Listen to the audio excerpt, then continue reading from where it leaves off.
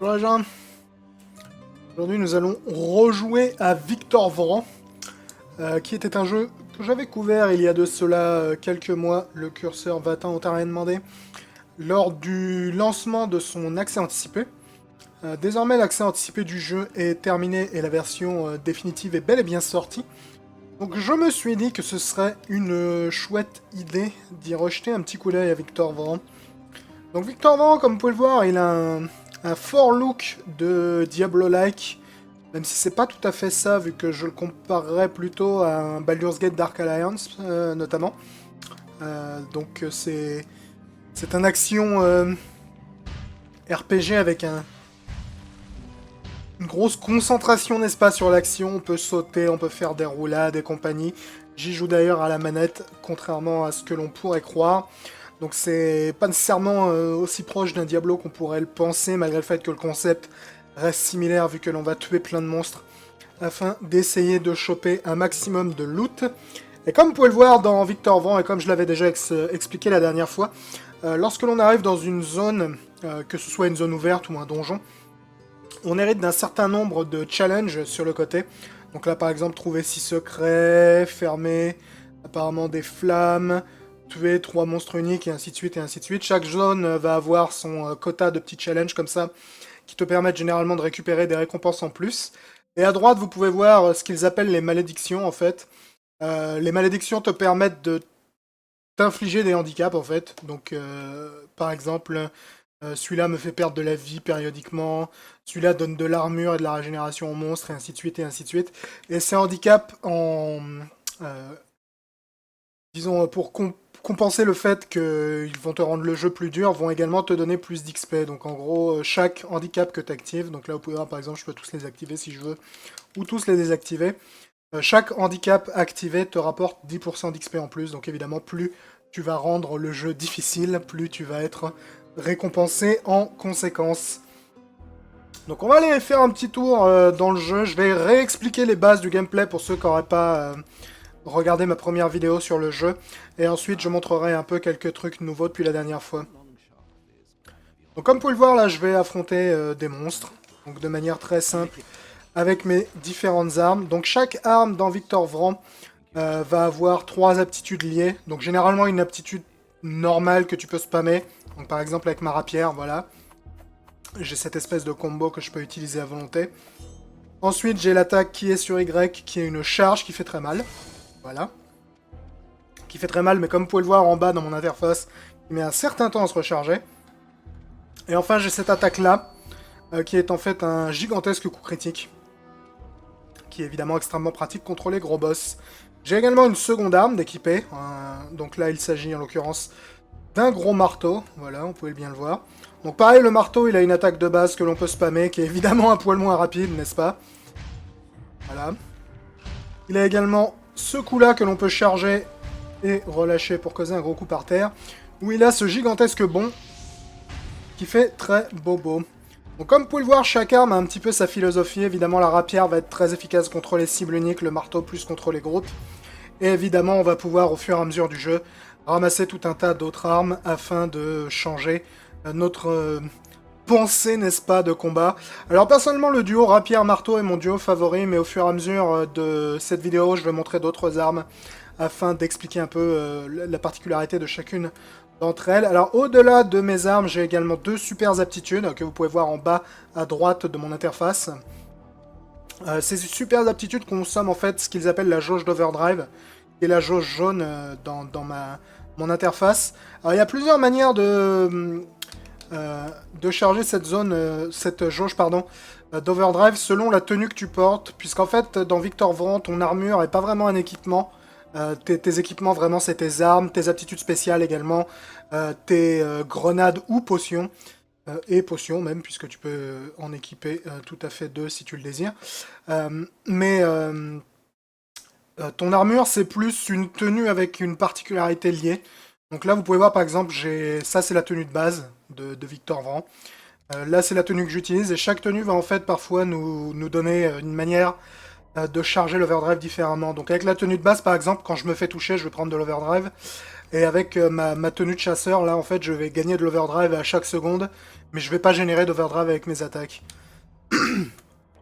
Pardon. Donc là, vous pouvez voir, il y a plein de tenues différentes. Et chaque tenue a ses petites particularités. Oh, elle fait très Assassin's Creed, celle-là.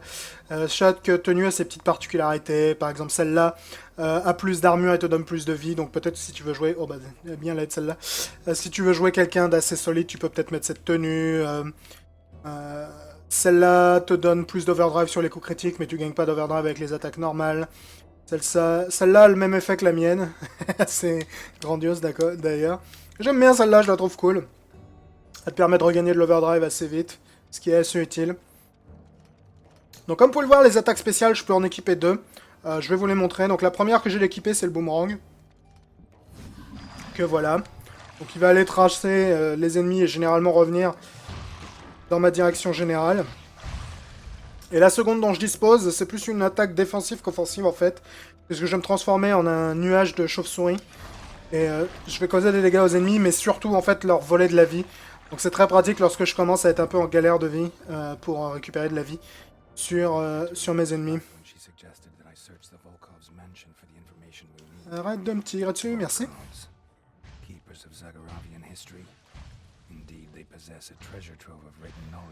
Hein? Vous pouvez entendre derrière probablement que Victor Vran fait des commentaires parfois sur le scénario au fur et à mesure.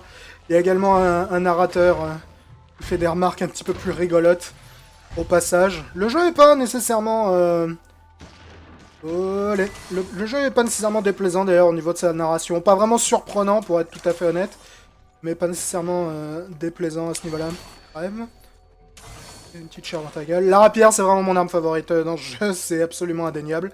On va peut-être montrer encore quelques petits groupes d'ennemis avec les armes dont je dispose là, puis après je vais en changer pour en montrer d'autres. Je remontrerai celles qui étaient disponibles dans la version accès anticipé que j'avais déjà montré. Et ensuite j'en montrerai qui n'étaient pas disponibles. C'est vraiment l'un des gros intérêts de Victor Vran, c'est son système d'armement qui te permet de vraiment changer la manière dont tu te débarrasses des monstres au fur et à mesure de ta partie. Donc là par exemple, c'est un bon moment de coller un gros coup de marteau. Donc comme vous pouvez le voir, les attaques overdrive, généralement les ennemis en ont aussi, les ennemis uniques ou nommés, puisque un peu comme dans un Diablo, on va avoir ces ennemis spéciaux qui vont généralement venir nous embrouiller au fur et à mesure que l'on avance, chacun ayant évidemment des suffixes avec des aptitudes spéciales. Tout ça c'est vraiment pas surprenant pour les gens qui connaissent bien le genre, n'est-ce pas? Tiens, j'ai ramassé un nouveau fusil à pompe. Et le jeu est vraiment bien foutu à ce niveau-là. Les combats sont vraiment instantanément fun. C'est vraiment un jeu qui est super bien fichu là-dessus. On va changer un peu nos armes parce que j'aimerais bien vous en montrer plein. Donc on va équiper une épée qui n'est pas la même chose que la rapière, contrairement à ce qu'on pourrait croire, et un fusil. Donc le fusil, je suis pas nécessairement son plus grand fan. Il a une attaque de base qui est celle-là, là, que je suis en train de faire, qui est tout simplement une attaque à distance, n'est-ce pas? Très simple. On a ensuite un tir... Olé. Allez, tirez vos putains de balles, les gars, merci. On a ensuite un tir qui est un tir mono-cible particulièrement utile, en fait, parce qu'il fait très mal. Et si tu tues l'ennemi avec, il est instantanément rechargé. Donc là, par exemple, vous avez vu, j'ai pas tué l'ennemi, donc il va mettre longtemps à se recharger. Mais si j'avais continué à tuer les ennemis à chaque coup que j'utilise, le coup se recharge automatiquement. Ce qui est cool parce que c'est un tir qui fait assez mal. Donc là, par exemple, vous voyez, il s'est rechargé instantanément. Et enfin, on a un tir en cône qui est moins pratique de loin, mais plus pratique contre les groupes. Cela étant dit, le fusil, c'est vraiment pas mon arme favorite, surtout quand on voit les nouvelles armes qu'ils ont rajoutées. Alors ensuite, nous avons l'épée, qui est l'arme avec laquelle tu débutes. Donc vous avez un enchaînement comme ça d'attaques relativement classiques. On va peut-être aller montrer ça sur la gueule d'un ennemi. Voilà, attaque classique. Ensuite, on a un combo qui fait, voilà, bien mal comme ça. On peut l'enchaîner plusieurs fois si on touche la cible à plusieurs reprises, ce qui est assez pratique. Et enfin, on a une espèce de gros coup qui stun la tronche des ennemis, ce qui est... Ils sont relous à me ralentir, hein. Ce qui est évidemment assez pratique. Généralement, il est pas mal celui-là à utiliser sur les ennemis vraiment dangereux, pour les sortir temporairement du combat pendant que tu massacres la gueule de leurs potes. J'aime bien le boomerang, il est pas mal comme pouvoir ultime. Alors notez que les pouvoirs ultimes, on peut les changer comme on veut. Il y en a plein également. Je peux vous le montrer. Voilà, j'ai déjà tout cela en stock. Il y a vraiment moyen de se faire plaisir là-dessus. L'interface du jeu n'est pas nécessairement méga bien fichue, vu que le jeu se joue vraiment mieux à la manette que clavier-souris. Et l'interface, c'est peut-être pas ce qui est de plus grandiose, mais bon, elle fait le travail, honnêtement. Voilà, ça fait bien mal, tout ça. L'épée, elle est pas mal, quand même. Elle est un peu trop lambda à mon goût, mais elle est pas nécessairement mauvaise du tout, je trouve. C'est un meilleur compromis, disons, que la rapière, qui est vraiment uniquement bonne contre les cibles uniques. Mais c'est une arme plus équilibrée, je dirais. La rapière est vraiment plus spécialisée. Ils sont solides, ces fichus... Et ils font mal, en plus. Ils sont solides, ces fichus gargouilles. Ok, donc voilà pour le fusil et la rapière. Et je crois que c'était toutes les armes qui étaient présentes dans la version accès anticipé. Donc on va entrer dans les armes qui n'étaient pas présentes dans la version accès anticipé. Donc on va équiper une faux et on va équiper un fusil à éclair. Alors la faux, c'est une arme au corps à corps également, évidemment. Qui est un peu plus lente que l'épée, mais qui a un peu le même style de rôle, comme vous pouvez le voir. Je suis en train de me faire défoncer la gueule, là. Ce qui est pas idéal. Faut pas vous sortir de votre statue, les gars, merci. Inspirer un peu de vie, là, ça me ferait vraiment pas de mal. Ça me ferait vraiment pas de mal. Donc comme vous pouvez le voir, une arme qui a un peu le même délire que l'épée sur son attaque normale, en un poil plus lente. Elle a également une espèce d'onde de choc qui va assommer les monstres à distance, relativement pratique. Et sa dernière attaque, sors de ta statue toi, c'est la toupie infernale, qui est toujours utile pour se faire plaisir dans les groupes. C'est pas nécessairement une mauvaise arme la faux, mais je trouve qu'elle a une portée un peu limitée. Ce que je regrette un poil. Et ça restait bien dans l'alignement de mon boomerang. Le stun est vraiment cool sur la faux, je trouve. La toupie aussi, mais la toupie, je trouve qu'elle met trop longtemps à se recharger, honnêtement. Là, vous pouvez voir, elle s'est toujours pas rechargée depuis tout à l'heure. Ce qui est vraiment un peu abusif. Ouh, on a trouvé une chouette rapière, dis donc. Ouais, je verrai ça plus tard, c'est pas important. Je vous ai déjà montré la rapière, je vais pas non plus me prendre la tête avec. Qu'est-ce qu'il y a comme gargouille ici? Bon, cela dit, la toupie, ça fait quand même méga bobo, donc... je sais pas si je suis vraiment surpris que ça mette autant de temps à se recharger dans l'absolu.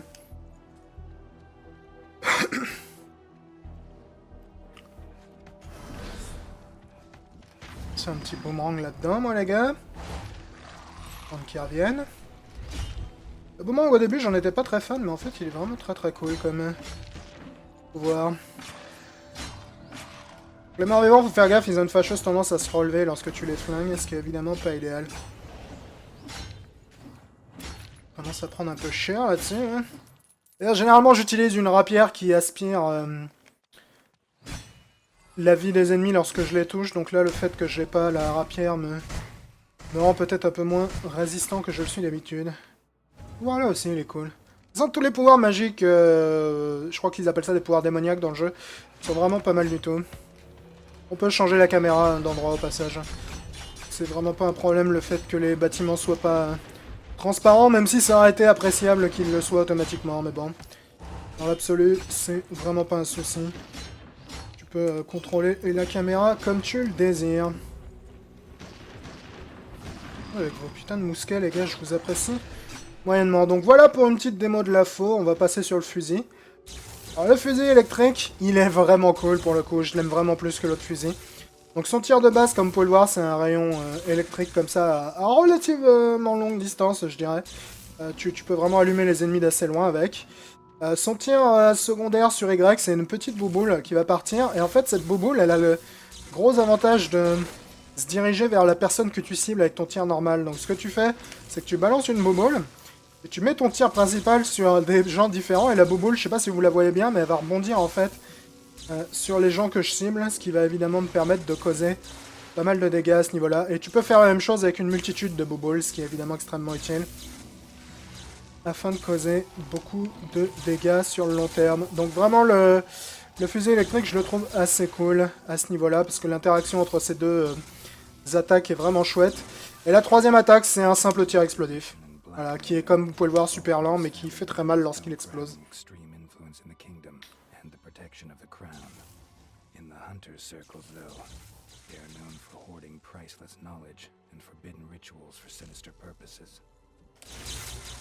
Et pour être tout à fait honnête, le troisième tir du tir électrique, la boule explosive, c'est probablement pas mon attaque favorite sur ce fusil, mais vraiment je le trouve vraiment cool ce fusil.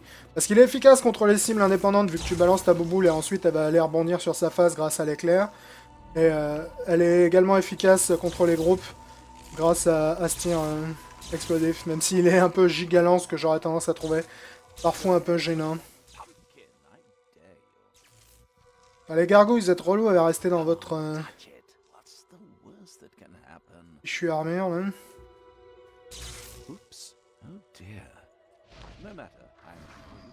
Ouais. Le boomerang revient. Parfait. Donc ouais, le fusil électrique, vraiment cool quand même. C'est probablement une de mes favorites dans les nouvelles armes qui ont été ajoutées au jeu. Je le trouve vraiment super chouette à utiliser. Ouais, on va peut-être éviter de rester dans le coin là, hein les gars. Et ça, c'était bien groupé. Merci beaucoup, c'est un plaisir de travailler avec vous. On va lancer une petite décharge par là, puis rappeler notre bouboule dans l'autre sens. Histoire qu'elle rebondisse dans la tronche à tout le monde. Fusil qui est tombé là. Ah bah tiens, c'est un fusil électrique, ça tombe relativement bien. Comme vous pouvez voir, le loot est évidemment pas aussi généreux que dans un hack and slash classique, disons. Mais c'est vraiment pas un problème, tu ramasses des armes relativement souvent, de toute façon, donc... c'est pas vraiment un souci. Oh, disons que je leur ai fait mal. Hein.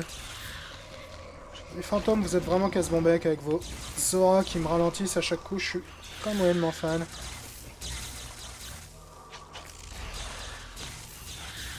Voilà, une excellente chose de faite. En vrai, ça cause des dégâts acceptables, honnêtement, ce flingue-là. C'est sûr que ça cause pas autant de dégâts qu'une bonne vieille rapière, mais ça fait le boulot, honnêtement. Je trouve, du moins. Et puis vraiment le délire de pouvoir diriger les bouboules... enfin, diriger. Pouvoir, disons, choisir la direction dans laquelle elles vont aller rebondir après, parce que tu les diriges pas non plus à 100%. Je trouve ça vraiment chouettos. Ça rend l'arme vachement plus interactive qu'un simple tir classique. Ce qui est vraiment cool. Allez, réveillez-vous.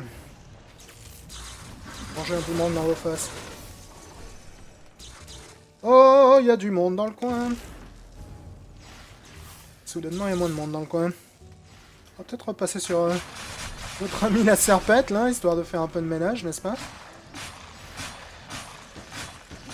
La serpette, elle est pas mal contre les groupes. La serpette, je dirais que c'est une version de l'épée un peu plus orientée groupe, en fait. Mais vraiment contre les groupes, ce que je préfère personnellement, c'est le marteau. L'avantage du marteau, c'est que t'es tellement souvent dans les airs avec les attaques que t'as tendance à moyennement prendre des coups dans la gueule. Ce qui est évidemment une bonne chose pour la survie. Franchement, d'arrêter, merci. J'ai l'impression que ce soit vraiment ce qui t'impressionne le plus, toi, l'électricité, mon vieux. Ce qui est évidemment un poil fâcheux. Ok, ah bah c'était visiblement un de mes challenges, ça. Donc lorsque tu réussis un challenge, t'as un drapeau comme ça qui tombe du ciel, et généralement t'as des récompenses adaptées. Donc ça peut être évidemment de l'or, ça peut être du loot, ça peut être plein de trucs. Bon, je pense qu'on a suffisamment vu le fusil électrique et la serpette. Je vais me reprendre une petite rapière, et on va prendre un mortier. Parfait, et on va aller voir ce qui se passe dans le donjon qui est là. Donc dans la plupart des zones ouvertes, on va avoir une multitude de donjons ou de niveaux intérieurs tout simplement qui vont se présenter. Le nombre d'étoiles sous le nom, c'est le nombre de challenges que tu as rempli dans la zone en question. Donc là, vous pouvez voir une fois de plus, il y a plein de challenges disponibles dans le coin et on peut évidemment activer les malédictions que l'on désire si on veut se faire un peu de mal pour avoir plus d'XP. Et à ce niveau-là, le jeu est vraiment... assez bien fichu. Ça manque un peu de variété dans les environnements que tu croises dans chaque chapitre. Les chapitres ont tendance à avoir peu de variété, Mais entre les différents chapitres, t'as un peu plus de variété. Ma seule réelle critique que j'aurais vis-à-vis des environnements du jeu, c'est que pour l'instant, du moins, alors après j'ai pas fini le jeu, hein, mais pour l'instant, disons qu'il n'y a rien de très original. Après, le thème du jeu se veut très branché, un peu chasseur de vampires, Van Helsing, Transylvanie et compagnie, donc c'est pas non plus étonnant que le thème reste fidèle justement à ce que l'on est en droit d'attendre dans ce genre d'univers, mais ça manque un peu d'originalité. Dans le premier acte que j'avais montré sur ma première vidéo dans le jeu, t'avais un grand niveau extérieur qui faisait un peu cour intérieure de château, t'avais des grottes, t'avais un labyrinthe, et tout ça c'est sympa, mais c'est quand même pas méga original. Là c'est pareil, on a, comme vous avez pu le voir dehors, on a une grande ville un petit peu... Oh, vous êtes nombreux les gars. On a une grande ville un peu gothique, et là on a une espèce d'intérieur, de manoir, donc tout ça c'est sympa, mais c'est quand même pas... Olé, hola, holo, c'est quand même pas super surprenant. Au passage, j'ai oublié de présenter les différentes attaques du mortier. Donc on a l'attaque de base, qui est tout simplement un tir de grenade comme ça. On peut le charger pour tirer plus loin, voilà. Ou faire un rebond totalement involontaire, mais absolument classe sur le mur. Donc voilà, un tir classique de grenade. Le second tir, là il nous faut une victime. Bonjour. Donc le second tir, comme vous pouvez le voir, place des flammes par terre qui vont évidemment endommager les gens qui vont faire l'erreur de se placer dessus. Il n'y a pas de friendly fire en passage, ce qui est évidemment relativement profitable. Et enfin, on a une espèce de rocket jump, comme vous pouvez le voir, qui est généralement assez pratique lorsque tu es encerclé. Le mortier, c'est pas mon arme favorite, mais ce que j'aime bien, c'est que ses aptitudes se rechargent assez vite, ce qui est assez appréciable. Parce que les fusils, généralement, ont des aptitudes qui sont... Enfin, même la plupart des armes, honnêtement, ont généralement au moins une aptitude qui met très longtemps à se recharger. J'aurais tendance à dire que le mortier est assez généreux à ce niveau-là, parce que la seule aptitude qui se recharge lentement, c'est les flammes par terre, je dirais. Et le truc, c'est que les flammes par terre, comme l'effet reste au sol assez longtemps, t'as moins l'impression que ça se recharge lentement, vu que l'effet reste actif pendant un certain temps. Donc à ce niveau-là, c'est une arme qui est assez cool. J'aime beaucoup le rocket jump, honnêtement. Ça fait des dégâts, évidemment, hein, lorsque tu pars en l'air avec le rocket jump. Ça repousse également les ennemis, donc c'est un bon moyen de faire un peu d'espace lorsque tu en as besoin. On va passer ici. Bah écoute, on va faire le tour. Le jeu est riche en passages secrets, au passage, pour les gens que ça intéresse. Puisqu'en plus, tu peux faire quelques trucs que tu ne peux pas très souvent faire dans ce genre de jeu, comme par exemple faire des rebonds sur les murs. Donc parfois, dans les grottes notamment, tu peux faire des rebonds dans des endroits secrets et arriver à trouver un accès qui te permet de trouver des trésors qui sont pas nécessairement aisés à trouver en temps normal. Donc le jeu est vraiment bien fichu à ce niveau-là. De toute façon, c'est un jeu qui est vraiment excessivement bien fichu. Et comme je l'avais dit sur ma première vidéo, je suis vraiment surpris qu'on n'en ait pas entendu plus parler. Parce que certes, c'est pas le jeu le plus sexy de l'univers, parce que je l'avais déjà dit, je crois, sur la première vidéo. Mais Victor Vran, je trouve que c'est vraiment pas un nom très sexy, honnêtement. C'est pas le jeu le plus original vu de l'extérieur, je dirais, mais il est vraiment super bien fichu. Le gameplay est immédiatement fun et aisé à prendre en main. Et je suis vraiment surpris qu'on n'en ait pas plus entendu parler, parce qu'en plus, sur l'accès anticipé, il était vraiment bien fait. Le jeu était immédiatement intéressant, tu pouvais voir immédiatement ce qu'ils essayaient de faire. Donc...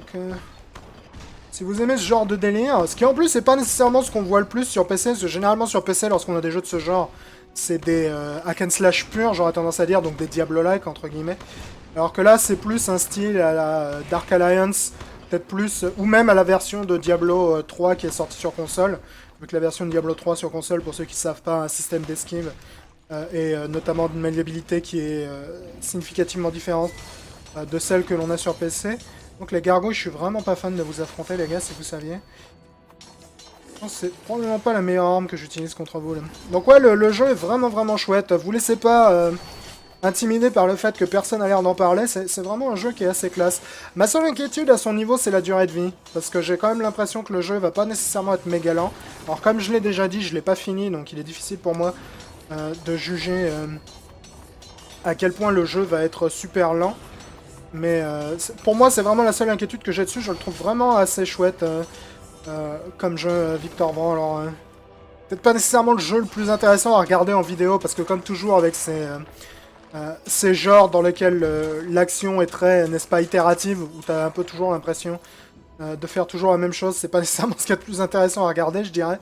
Mais vraiment à jouer, le jeu est excessivement fun et bien fichu, je trouve. Donc à ce niveau-là, il n'y a pas d'inquiétude à se faire. C'est quoi le fusil électrique que j'ai ramassé tout à l'heure? On va prendre un fusil électrique, parce que j'aime bien les fusils électriques. Celui-là qui fait 7400.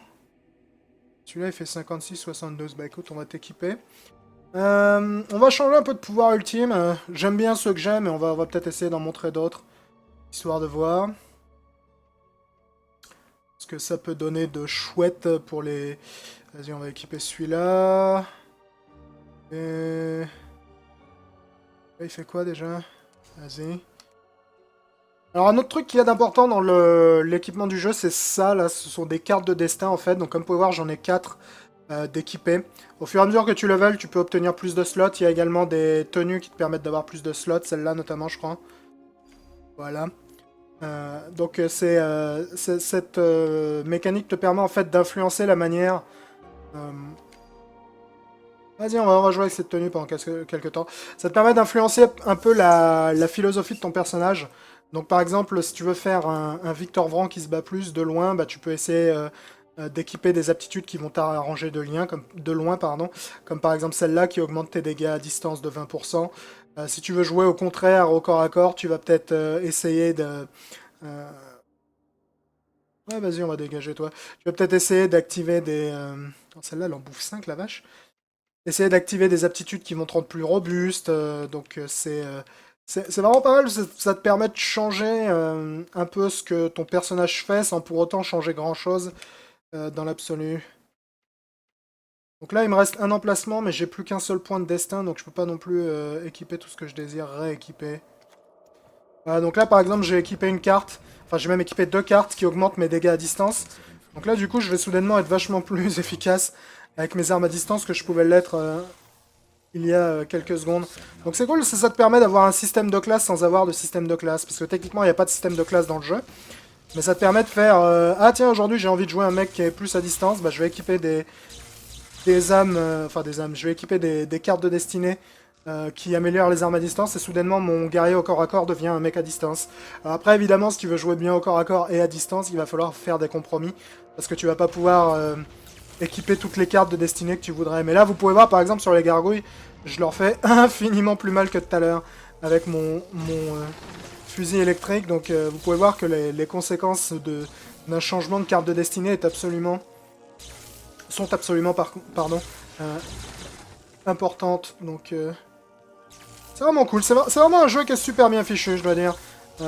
J'ai l'impression qu'ils avaient vraiment pas de budget marketing sur leur jeu parce que personne n'en a parlé vraiment, ce qui est vraiment d'une grande tristesse je trouve.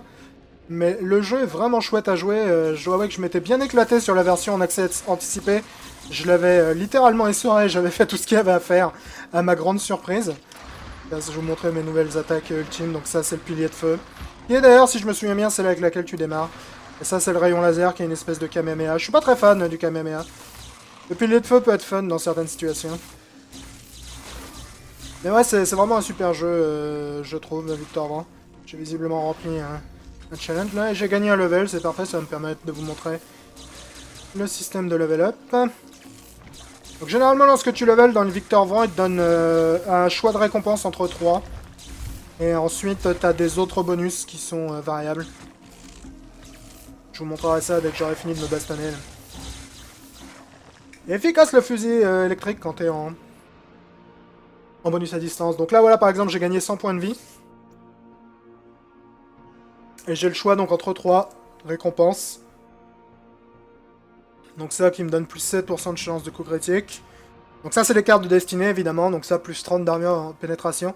Et ça les gift box en fait ce sont des boîtes dans lesquelles tu as de l'équipement. Et si tu les économises en fait tu peux les combiner pour améliorer la qualité de l'équipement que tu vas récupérer à terme.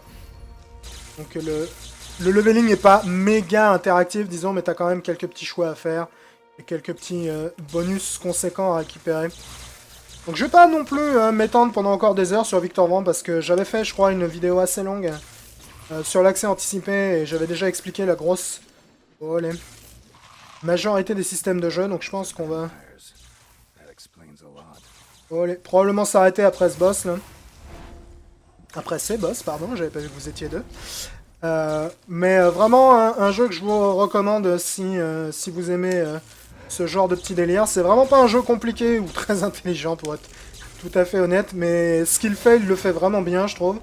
En plus, contrairement à ce qu'on pourrait croire, c'est pas nécessairement un genre de jeu qu'on a non plus de manière très nombreuse sur PC, parce que c'est vraiment pas un hack and slash dans le sens classique de ce que l'on a sur PC généralement.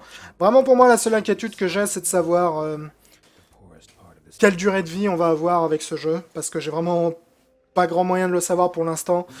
Comme je l'ai dit, je l'ai pas fini, et le jeu vient de sortir, donc je sais pas s'il y a énormément d'informations à ce sujet-là. Et comme évidemment personne n'en parle, il n'y a pas vraiment moyen de savoir... Putain, le mortier que j'ai dans le dos, il fait une taille. Il n'y a pas vraiment moyen de savoir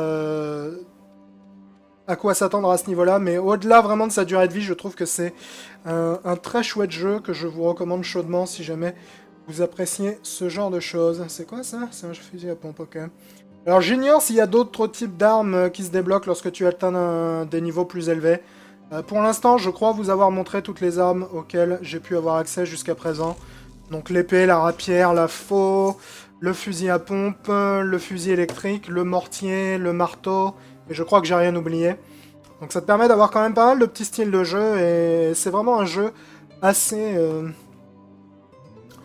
disons, générique, mais rigolo. Et vous pouvez voir qu'on peut jouer en ligne. Ok. Si jamais vous voulez jouer à plusieurs, ça peut également être drôle à ce niveau-là. Personnellement, j'ai pas vraiment joué à plusieurs parce que malheureusement, comme il s'agit d'un jeu indé qui, comme je l'ai dit à répétition, n'a pas vraiment eu beaucoup d'exposition depuis sa sortie, il n'y a pas grand monde en ligne pour l'instant, donc ça me ferait vraiment de la peine que je passe complètement inaperçu parce que personne n'en parlait, parce que vraiment il est beaucoup plus chouette qu'il pourrait le paraître à première vue. Donc Victor Vran, c'est vraiment pas mal du tout. J'étais déjà assez convaincu par l'accès anticipé, et je suis tout à fait convaincu par la version finale également. Vous pouvez voir que j'ai déjà passé 7 heures dessus sur ma partie, hein, donc à ce niveau-là, je suis parti de manière un peu intense dessus. J'avais vraiment accroché lors de l'accès anticipé.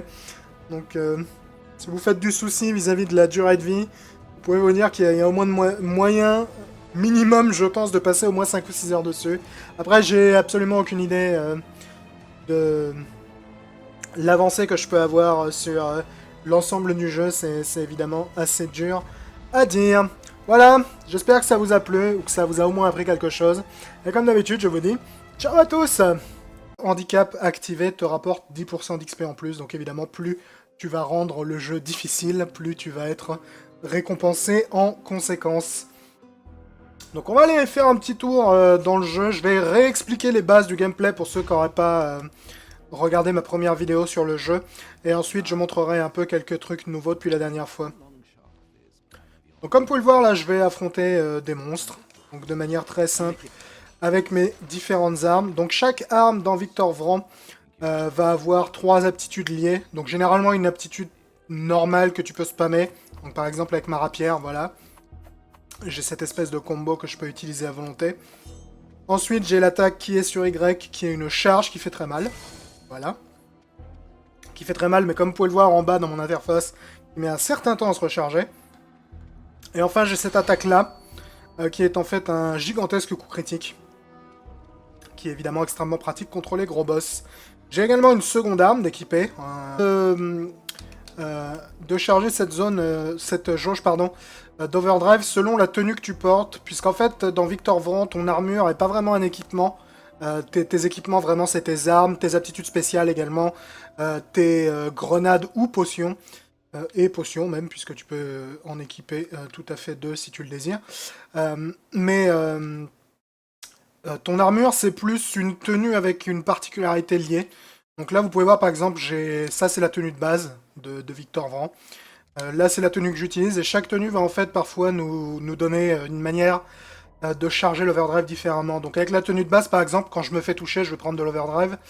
Et avec ma tenue de chasseur, là, en fait, je vais gagner de l'overdrive à chaque seconde, mais je vais pas générer d'overdrive avec mes attaques. Pardon. Donc là, vous pouvez voir, il y a plein de tenues différentes. Et chaque tenue a ses petites particularités. Oh, elle fait très Assassin's Creed celle-là. Chaque tenue a ses petites particularités. Par exemple, celle-là a plus d'armes. Bonjour les gens.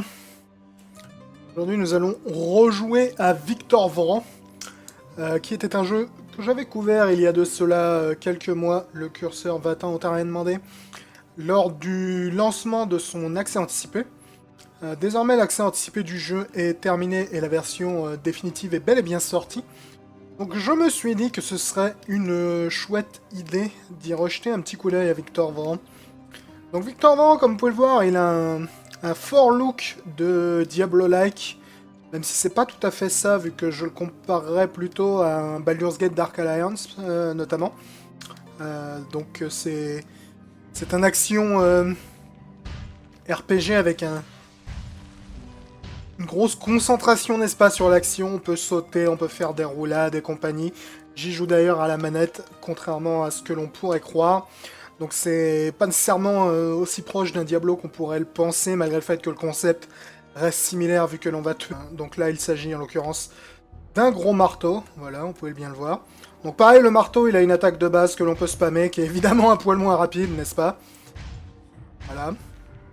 Il a également ce coup-là que l'on peut charger et relâcher pour causer un gros coup par terre, où il a ce gigantesque bond qui fait très bobo.